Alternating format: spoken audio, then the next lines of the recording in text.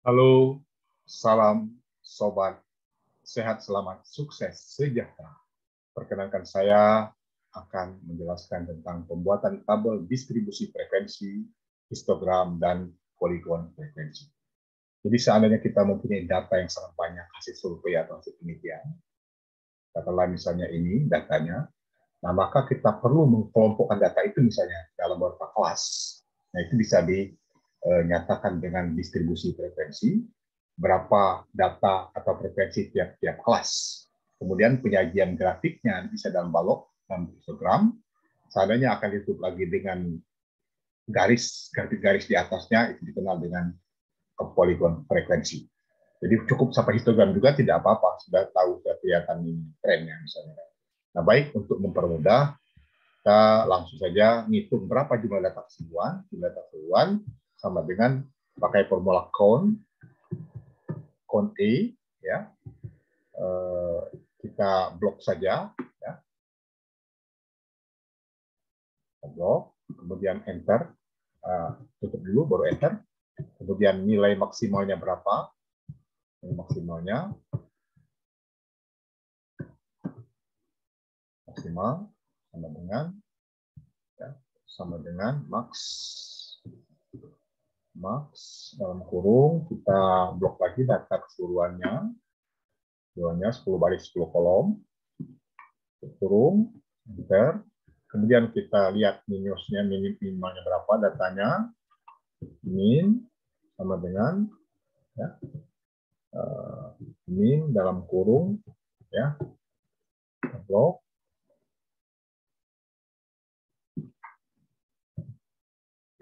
dan dapatkan. Kemudian setelah itu kita lihat rentang nilai maksimal dikurangi minimal.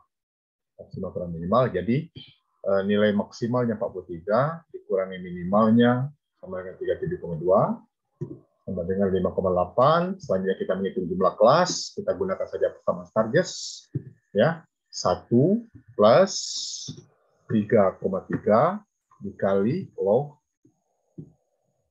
n, jumlah data keseluruhan. Kemudian kita ngitung interval kelas, ada jarak tiap kelas dengan persamaan rentang atau ring dibagi jumlah kelas.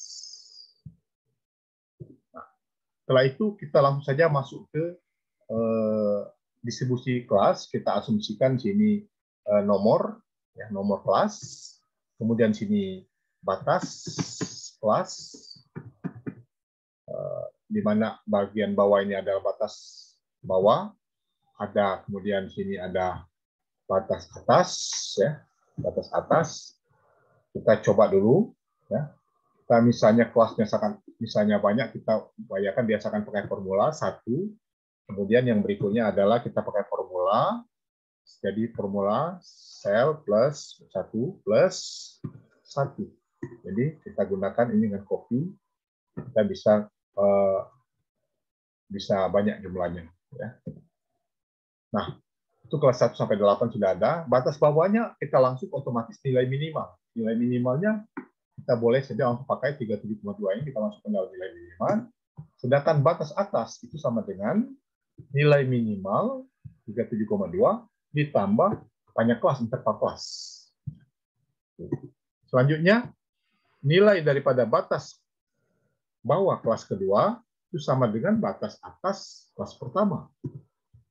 Dan batas atas kelas kedua itu sama dengan batas bawah kelas kedua plus interval. Nah, karena interval ini akan digunakan pada formula-formula berikutnya, angkanya, nah maka kita kunci saja pakai string atau istilahnya pakai dikunci dengan N4. N4, ya, enter. Kemudian kita copy semuanya ini, copy.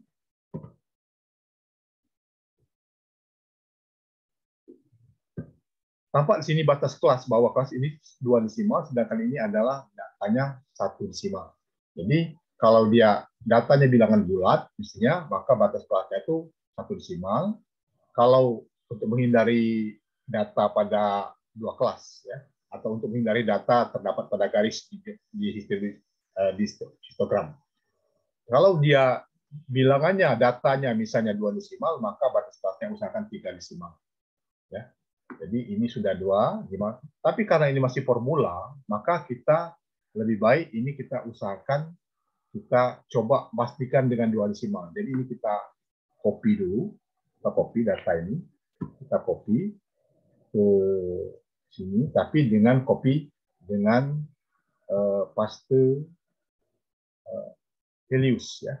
Jadi sini tidak berjalan lagi formulanya, cuman desimalnya masih ada, sehingga kita bisa gunakan dengan kita copy lagi ini kita buat sehingga dia desimalnya itu tetap 2. Ya. Jadi caranya adalah dengan kita sama dengan round ya, round, kita klik ya, kemudian 2 desimal, tutup huruf, enter. Copy dengan cara yang sama, copy ya. Kemudian pasti. Maka ini kita pastikan bahwa semua data ini formulanya tidak jalan. Jadi ya tetap tidak lagi jalan formula seperti ini, sudah 2 desimal ya. Supaya dia tetap tidak jalan lagi formulanya, maka kita copy lagi dan nominal. Nominalnya sudah values. Nominal maksudnya values.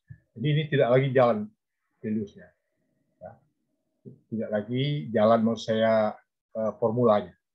Nah, karena kita ingin membuat histogram, nanti histogram itu data ini harus dalam satu sel, batas bawah batas atas.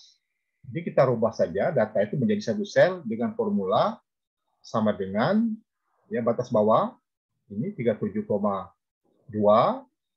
koma ya n tanda petik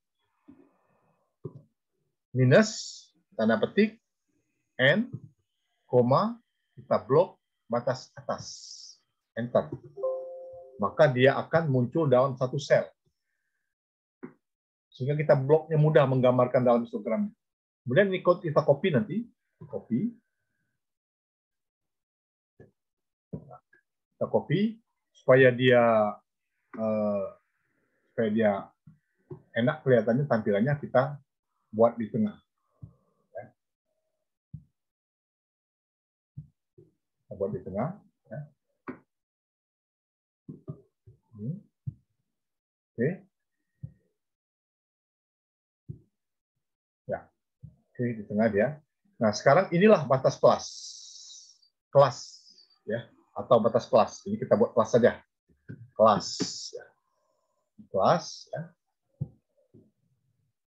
Nah, untuk menghitung frekuensinya kita bisa blok ya, sebagaimana kita pakai formula frekuensi sama dengan kita blok dulu keseluruhannya. Kalau kita mau isi langsung biar cepat, sama dengan frekuensi ya. Data array-nya kita blok semua dulu,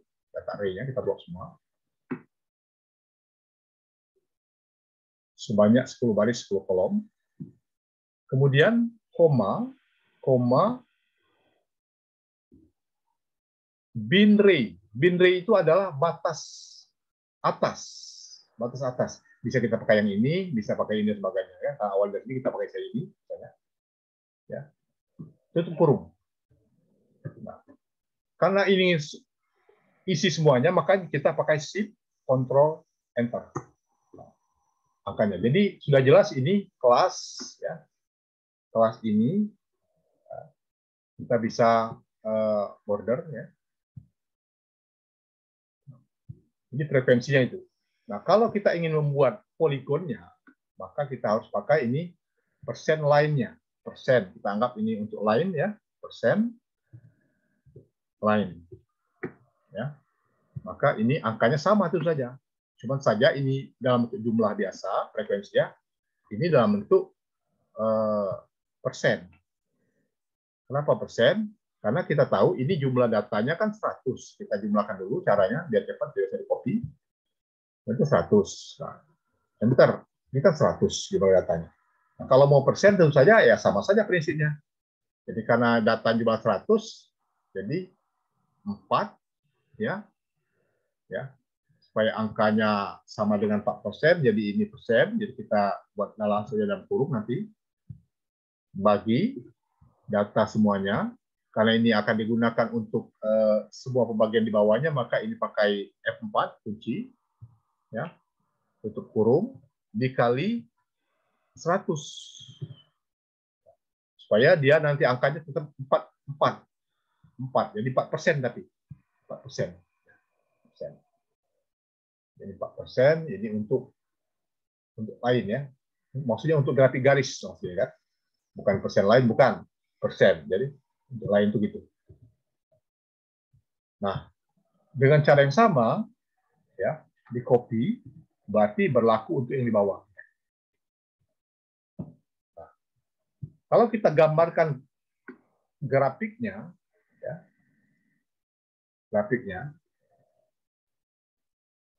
atau ini kita mundurkan dulu grafiknya tadi, start. Ini saya blok, ya, insert.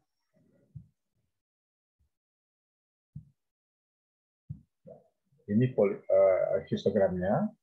Kemudian ini kita coba yang persentase yang lain ini kita coba ke sebelah kanan, ya, coba ke sebelah kanan buat, ya.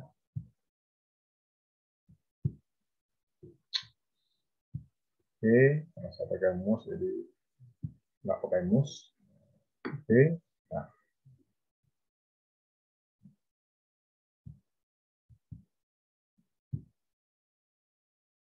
Oke.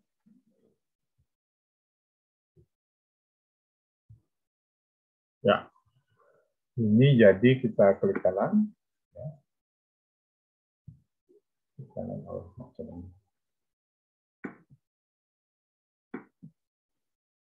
kanan, ya.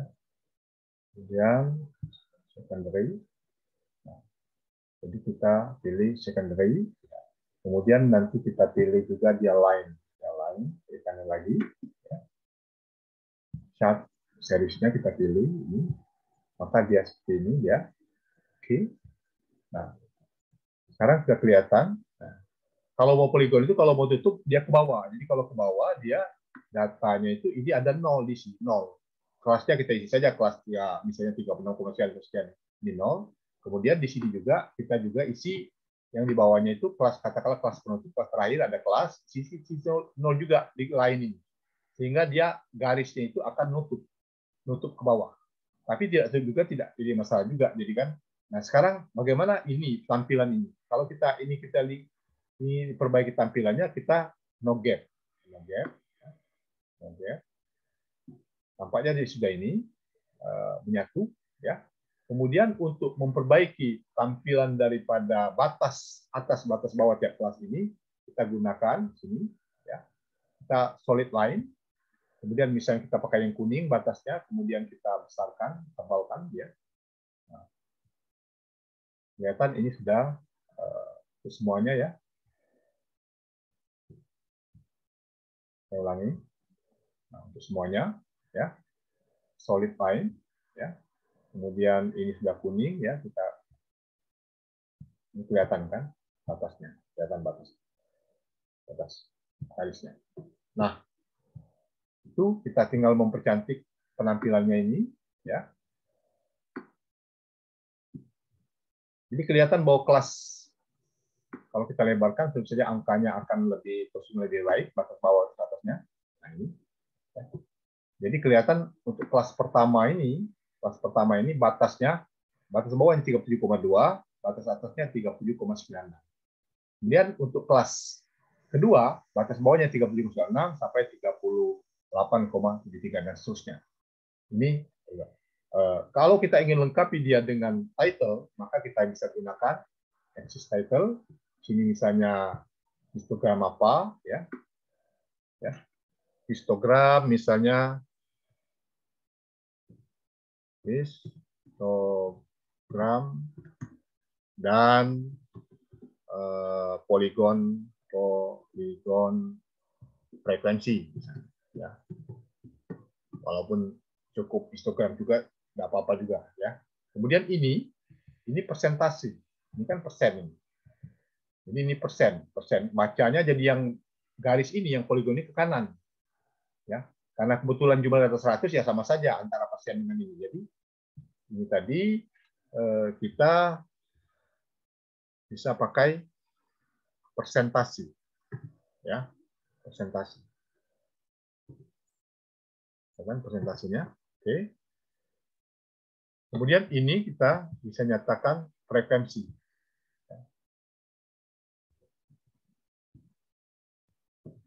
Frekuensi.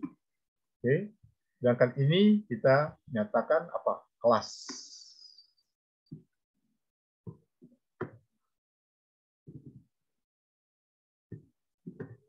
Nah, ya, kelas. Kalau kita mau besarkan lagi, misalnya kita bisa pakai home di sini, ya, berapa, misalnya pakai 12, biar jelas terbaca, ya. Kemudian ini juga misalnya kan, pakai 12, ya. Intinya bagaimana tampilannya yang lebih, inilah, persentase. Kalau tidak mau tanda persen, pakai tulis persentase langsung, ya kan. Persen. Nah, demikian kira-kira yang tampilan daripada histogramnya, ya. Tinggal kalau mau menghilangkan misalnya